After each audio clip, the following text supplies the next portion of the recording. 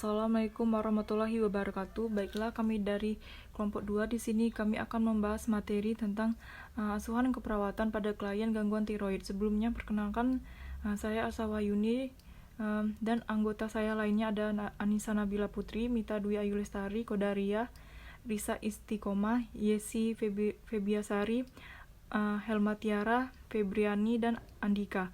Materi pertama yang akan dijelaskan oleh saya sendiri. Selamat mendengarkan. Assalamualaikum warahmatullahi wabarakatuh. Perkenalkan, saya Elsa Wahyuni. Di sini saya akan menjelaskan materi pertama, yaitu definisi. Apa itu definisi gangguan tiroid? Yaitu kelenjar tiroid yang terletak di bawah jakun, berbentuk seperti kupu-kupu dan juga dikenal sebagai kelenjar gondok. Penyakit tiroid merupakan gangguan pada kelenjar tiroid yang terletak di bagian leher, tepatnya di bawah jakun. Kemudian di sini ada etiologi, yaitu etiologi utama penyakit tiroid adalah kadar hormon tiroid yang terlalu tinggi atau rendah dalam tubuh kita. Hal ini dapat berbagai faktor, antara lain yang pertama masalah pada kelenjar pituitari di otak, yang kedua kelenjar tiroid yang rusak misalnya karena panjanan radiasi, yang ketiga yaitu pengaruh obat litium, yang keempat kadar iodium yang berlebihan dalam tubuh.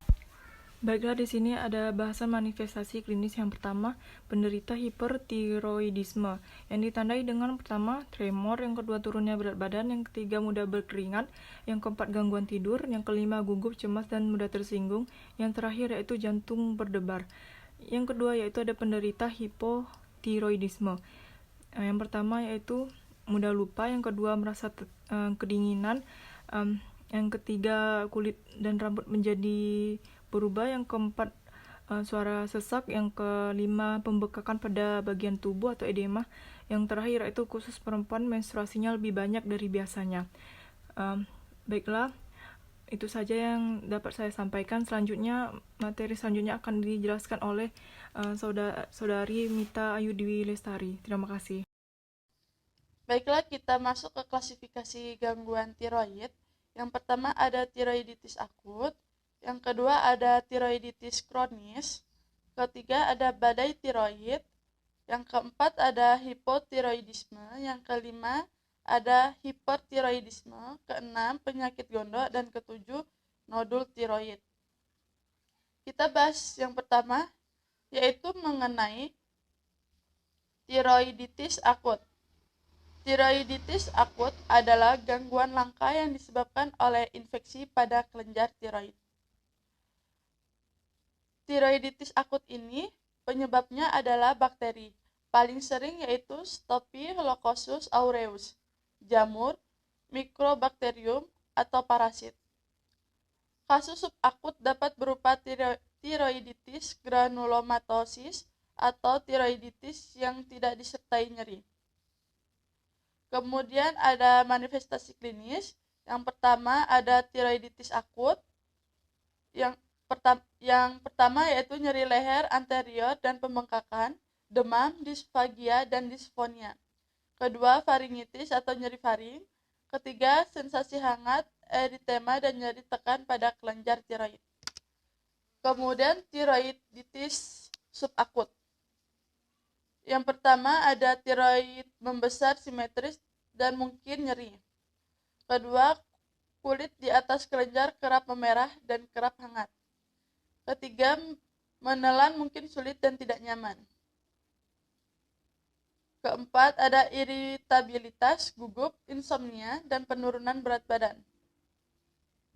Kelima, ada demam dan menggigil bisa terjadi. Dan yang terakhir ada tiroiditis tak nyeri. Penata laksanaannya, yang tiroiditis akut yaitu agen antimikroba dan penggantian cairan. Kemudian yang kedua, insisi bedah dan drainase jika abses. Kemudian yang tiroiditis subakut, yang pertama ada agen penyekat beta untuk mengontrol gejala hipertiroidisme. Kemudian pemantauan lanjut. Kemudian kortikosteroid oral untuk mengatasi nyeri dan mengurangi gejala pembengkakan. Kemudian mengontrol inflamasi, obat antiinflamasi non-steroid untuk mengatasi nyeri leher. Kemudian kita masuk yang kedua, yaitu tiroiditis kronis atau tiroiditis Hashimoto. Tiroiditis kronik umumnya terjadi pada wanita berusia 30-50 tahun dan disebut dengan penyakit Hashimoto. Diagnosis didasarkan pada tampilan histologis kelenjar yang meradang.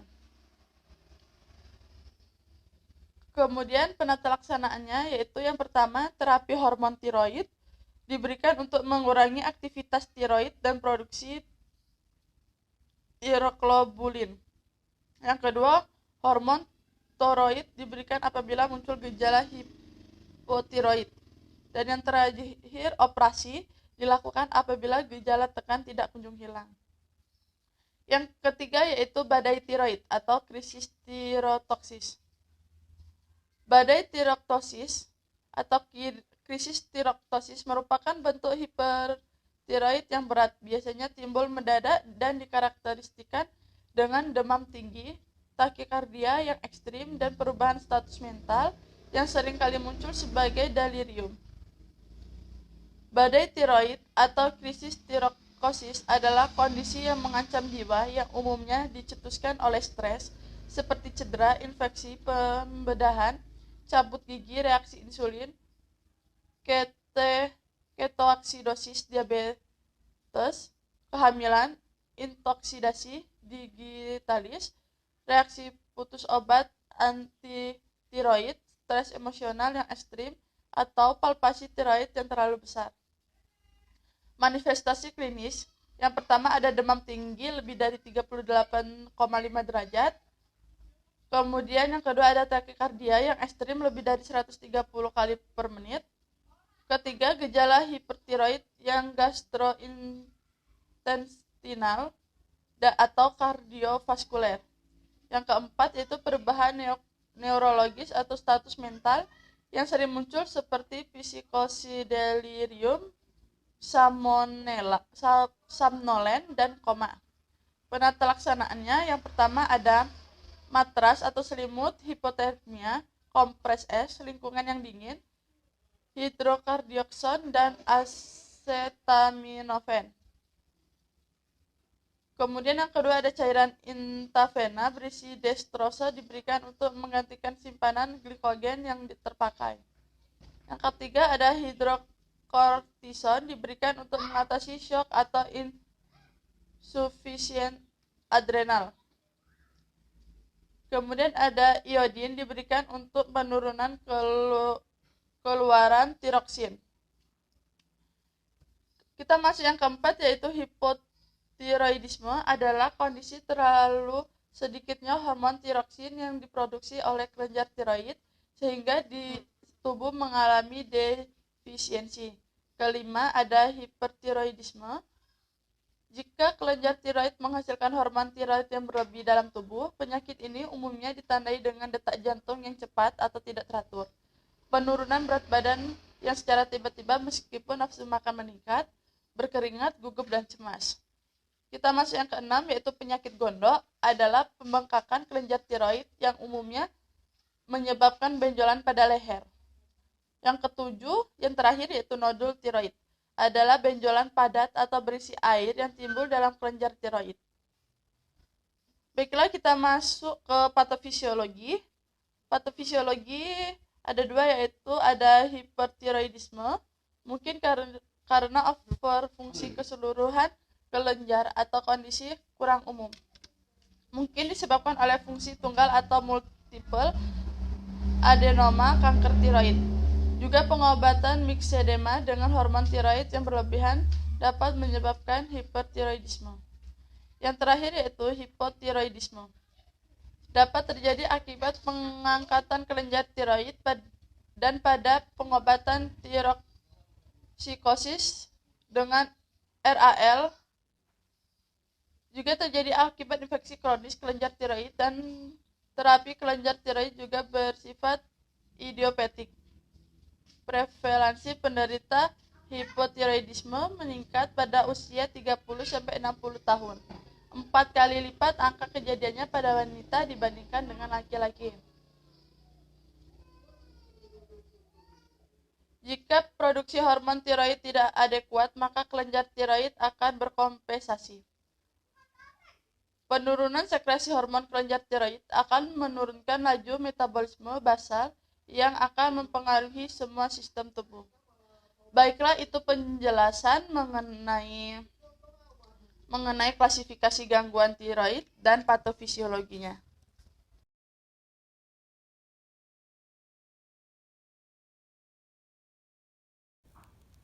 Nah, kemudian ada pemeriksaan penunjang gangguan tiroid. Di sini ada beberapa pemeriksaan penunjang selain pemeriksaan fisik diperlukan untuk menegakkan diagnosa. Yang pertama dengan melakukan tes darah. Tes darah dilakukan untuk evaluasi fungsi kelenjar tiroid. Dengan tes darah dapat diukur kadar hormon tiroid dan TSH atau thyroid stimulating hormone.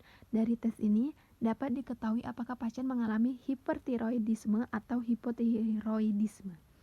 Kemudian yang kedua ada pemindaian. Selain tes darah, dapat juga dilakukan pemindaian melalui USG tiroid atau nuklir tiroid. Dari pemeriksaan tersebut, dapat diketahui ukuran serta jenis benjolan yang dialami pasien. Kemudian yang ketiga ada biopsi. Jika diduga penyakit tiroid yang diderita adalah kanker tiroid, dokter dapat menyarankan pasien menjalani biopsi. Nah, biopsi dilakukan untuk mengambil sampel jaringan tiroid dan dianalisis di laboratorium. Kemudian ada pengobatan gangguan tiroid. Nah, jenis pengobatan penyakit tiroid tergantung jenis dan penyebabnya. Di sini terdapat 3 cara yang biasanya dilakukan dalam penanganan penyakit tiroid. Yang pertama, obat-obatan yang diberikan memiliki fungsi berbeda-beda tergantung dari jenis penyakit tiroid yang dialami. Fungsi obat-obatan yang diberikan umumnya adalah untuk menggantikan hormon tiroid dalam tubuh pada hipotiroid, kemudian menurunkan produksi hormon tiroid dalam tubuh pada hipertiroid, kemudian menghancurkan sel-sel tiroid. Pemberian obat-obatan juga ditujukan untuk mengatasi gejala yang timbul, seperti menurunkan detak jantung yang meningkat. Kemudian yang kedua, terapi iodium radioaktif atau nuklir tiroid dilakukan dengan cara menyuntikkan iodium radioaktif ke dalam tubuh yang kemudian diserap oleh kelenjar tiroid. Iodium radioaktif berperan untuk menghancurkan jaringan tiroid abnormal. Yang ketiga, ada operasi yang biasanya dilakukan pada penyakit tiroid adalah atau operasi pengangkatan kelenjar tiroid, tiroidektomi. Prosedur ini bisa dilakukan untuk mengangkat kelenjar tiroid yang membesar atau benjolan yang terdapat di dalam kelenjar. Yang keempat atau terakhir, beberapa penyakit tiroid memerlukan terapi kombinasi dan penderitanya mungkin perlu menjalani pengobatan seumur hidup. Meskipun demikian, dengan melakukan pengobatan yang tepat, penyakit tiroid tidak membahayakan nyawa. Selanjutnya, konsep asuhan keperawatan. Dimulai dari pengkajian. Di pengkajian ini terdapat data biografi. Yang pertama, identitas pasien. Nama pasien Nyonya D, umur 60 tahun, jenis kelamin perempuan, pekerjaan buruh, agama Islam, suku bangsa Jawa Indonesia, alamat Jalan Pahlawan. Yang kedua, identitas penanggung jawab. Nama Tuan I, umur 63 tahun, jenis kelamin laki-laki, alamat Jalan Pahlawan, pekerjaan wira swasta, hubungan dengan klien, suami. Selanjutnya masuk ke riwayat kesehatan. Yang pertama, keluhan utama. Badan sebelah kanan terasa lemah, sakit sudah terasa sejak 4 hari. Yang kedua, riwayat kesehatan sekarang. Klien mengatakan pusing kepala pada saat mau ke WC, mata terasa berputar-putar dan pemandangan gelap. Badan terasa panas, suhu 38,3 derajat Celcius. 3. Riwayat penyakit dahulu. Klien mengatakan bahwa tidak pernah mengalami penyakit DM, hemoroid, dan penyakit hipertensi. 4. Riwayat kesehatan keluarga. Klien mengatakan bahwa tidak ada keluarga yang pernah mengalami penyakit DM, hemoroid, dan penyakit hipertensi. 5. Pola nutrisi. Sebelum sakit, klien mengatakan makan 3 kali sehari dengan komposisi nasi, lauk, dan sayur. Klien biasanya menghabiskan 1 porsi makanan yang disediakan, nafsu makan baik, dan minum 6-8 gelas per hari. Saat sakit, Klien mengatakan makan 1 kali sehari dan menghabiskan 3 sendok makan dari porsi makanan yang disediakan di rumah sakit, dan minum klien hanya bisa menghabiskan 2-3 gelas sehari. 6. Pola eliminasi. Sebelum sakit, klien mengatakan BAK lancar, tidak ada rasa sakit 4-5 kali sehari, berwarna kuning pekat, dan BAB 2 kali sehari dengan konsistensi lunak. Saat sakit, klien mengatakan BAK 2-3 kali sehari. Selama di rumah sakit, klien tidak ada BAB. 7. Pola aktivitas dan kebersihan diri. Sebelum sakit, klien mengatakan beraktivitas secara mandiri dan mandi 2-3 kali sehari dengan menggunakan sabun dan shampoo, menggosok gigi 2 kali sehari dengan menggunakan pasta gigi. Saat sakit, klien mengatakan mandi hanya dilap-lap saja oleh keluarga dan klien beraktivitas dibantu perawat dan keluarga. 8. Pola istirahat dan tidur. Sebelum sakit, klien mengatakan tidur malam 6-7 jam per hari dan tidur siang 1-2 jam per hari.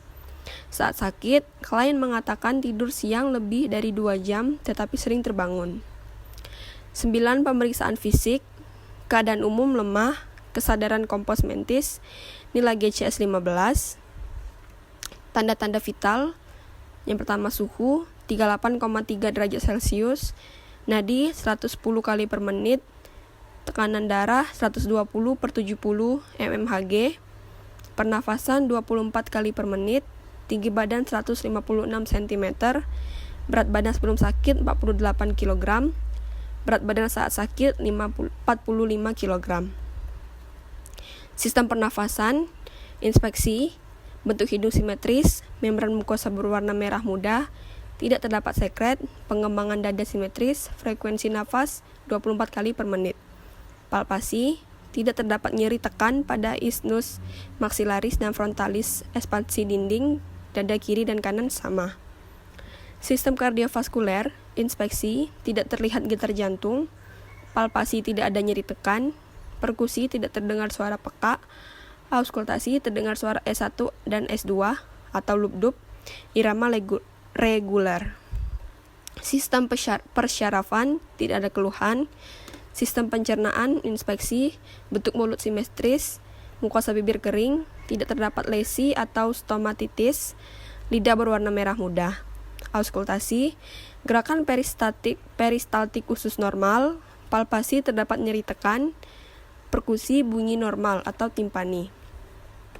Sistem muskuloskeletal, inspeksi, tidak ada udema pada bagian kiri, terpasang inus RL 20 tetes per menit. Palpasi tidak ada nyeri tekan, perkusi tidak ada nyeri tekan. Sistem perkemihan, alat genitalia bersih, urin berwarna kuning, ada nyeri tekan dan tidak ada keluhan saat BAK. Sistem integumen, warna kulit sawo matang, turgor baik, kulit bersih, tidak ada penyakit kulit, tekstur kulit elastis. Sistem endokrin, inspeksi, tidak ada pembesaran kelenjar tiroid dan kelenjar limfa, palpasi tidak ada nyeri tekan. Selanjutnya data penunjang dari laboratorium, hemoglobin 11,8 gram per dl, leukosit 5.200 set per milimeter kubik, eritrosit 4,1 juta per milimeter kubik, kolesterol total 200 mg per dl. Nah, di sini saya akan menjelaskan mengenai analisa datanya. Untuk masalah yang pertama, data subjektif yaitu klien mengeluh sakit sejak 4 hari yang lalu yang disertai dengan demam. Data objektifnya suhu 38,3 derajat Celcius. Untuk etiologi atau penyebabnya, antibodi reseptor TSH merangsang aktivitas tiroid sehingga terjadi sekresi hormon tiroid yang berlebih dan terjadilah hipertiroid dan mengakibatkan hipermetabolisme, terjadilah masalah keperawatan hipertermi. Untuk diagnosa ini yaitu hipertermi berhubungan dengan proses penyakit ditandai dengan suhu tubuh di atas rentang normal. Untuk diagnosa yang kedua yaitu data subjektifnya yaitu klien mengeluh nyeri abdomen atau perut dan tidak nafsu makan. Data objektifnya berat badan menurun dari 48 kg menjadi 45 kg semenjak sakit dan bisim usus hiperaktif. Etiologinya, antibodi reseptor TSH merangsang aktivitas tiroid sehingga terjadi sekresi hormon tiroid yang berlebih dan menyebabkan hipertiroid, terjadilah hipermetabolisme dan menyebabkan penurunan berat badan sehingga menyebabkan masalah keperawatan defisit nutrisi. Untuk diagnosa ini adalah defisit nutrisi berhubungan dengan peningkatan kebutuhan metabolisme ditandai dengan berat badan menurun. Untuk masalah keperawatan yang ketiga yaitu data subjektifnya, Nyonya D atau klien merasa kurang tenaga dan mengeluh lelah. Untuk data objektifnya, tidak mampu mempertahankan aktivitas rutin dan tampak lesu. Etiologinya dimulai dari antibodi reseptor TSH merangsang aktivitas tiroid sehingga menyebabkan sekresi hormon tiroid yang berlebih dan menyebabkan hipertiroid serta menyebabkan hipermetabolisme dan terjadilah ketidakseimbangan energi dengan kebutuhan tubuh dan mengakibatkan masalah keperawatan kelelahan atau keletihan. Untuk diagnosa ini, keletihan berhubungan dengan kondisi fisiologis ditandai dengan merasa energi tidak pulih walaupun sudah tidur dan tampak lesu. Untuk diagnosa atau masalah keperawatan yang keempat, data subjektifnya, klien menanyakan masalah yang dihadapi.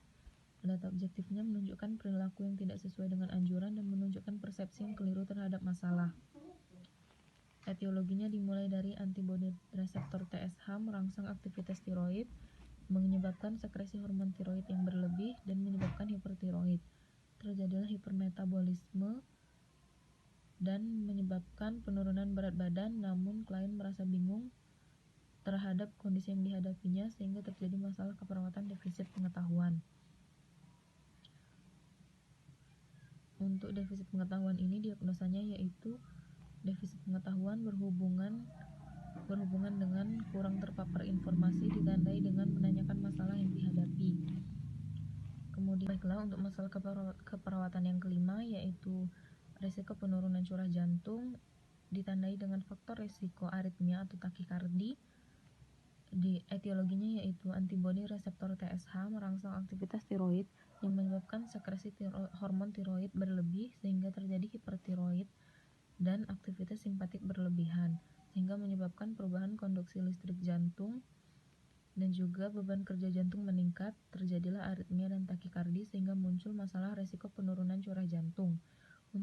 Untuk diagnosa keperawatannya yaitu resiko penurunan curah jantung ditandai dengan aritmia dan takikardi.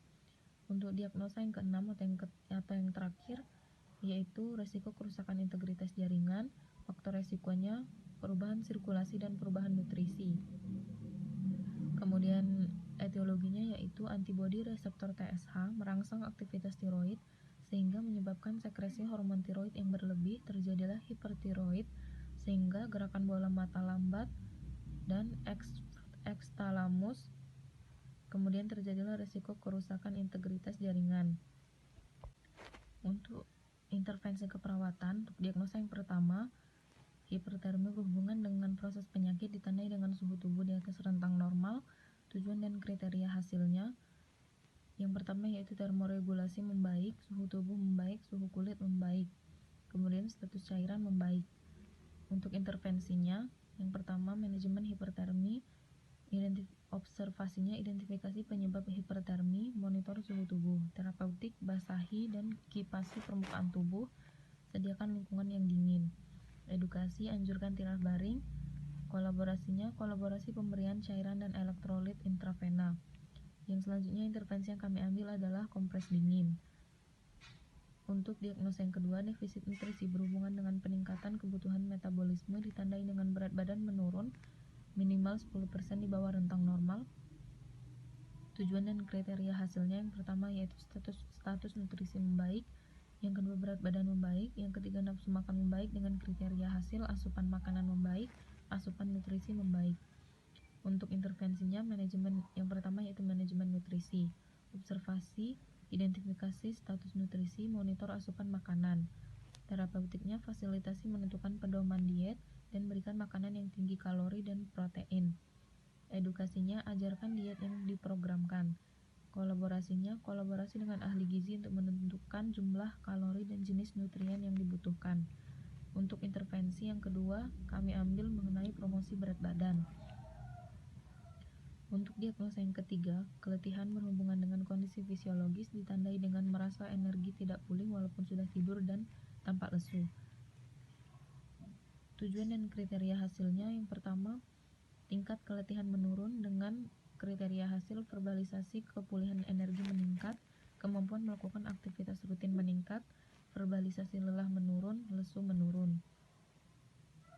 Untuk intervensinya, yang pertama yaitu edukasi aktivitas atau istirahat, observasi, identifikasi kesiapan dan kemampuan menerima informasi, terapeutik, sediakan materi dan media, kemudian jadwalkan pemberian pendidikan kesehatan sesuai dengan kesepakatan. Edukasinya, jelaskan pentingnya melakukan aktivitas fisik atau olahraga rutin, anjurkan terlibat dalam aktivitas kelompok, dan ajarkan cara mengidentifikasi target dan jenis aktivitas sesuai dengan kemampuan. Untuk diagnosa yang keempat, defisit pengetahuan berhubungan dengan kurang terpapar informasi ditandai dengan menanyakan masalah yang dihadapi. Untuk tujuan dan kriteria hasilnya, yang pertama, tingkat pengetahuan meningkat dengan kriteria hasil perilaku sesuai anjuran meningkat, pertanyaan tentang masalah yang dihadapi menurun. Yang kedua, proses informasi membaik. Intervensinya, yang pertama, edukasi kesehatan, observasi, identifikasi kesiapan dan kemampuan menerima informasi, terapeutik, sediakan materi dan media, dan jadwalkan pemberian pendidikan kesehatan sesuai dengan kesepakatan. Edukasi, jelaskan faktor resiko yang dapat mempengaruhi kesehatan. Untuk diagnosa yang kelima, yaitu resiko penurunan curah jantung ditandai dengan aritmia dan takikardi. Tujuan dan kriteria hasilnya yaitu curah jantung meningkat ditandai dengan kriteria hasil takikardi menurun. Yang kedua, perfusi miokard meningkat. Intervensinya, perawatan jantung, observasi, identifikasi tanda atau gejala primer dan sekunder penurunan curah jantung, monitor tekanan darah, dan monitor aritmia. Untuk terapeutiknya, posisikan pasien semi-fowler atau fowler dengan kaki ke bawah atau posisi nyaman. Berikan diet jantung yang sesuai. Edukasinya, anjurkan beraktivitas fisik sesuai toleransi, anjurkan beraktivitas secara bertahap, kolaborasi pemberian aritmia jika perlu, anti aritmia jika perlu. Kemudian merujuk ke program rehabilitasi jantung. Untuk diagnosa yang terakhir, risiko kerusakan integritas jaringan ditandai dengan perubahan sirkulasi,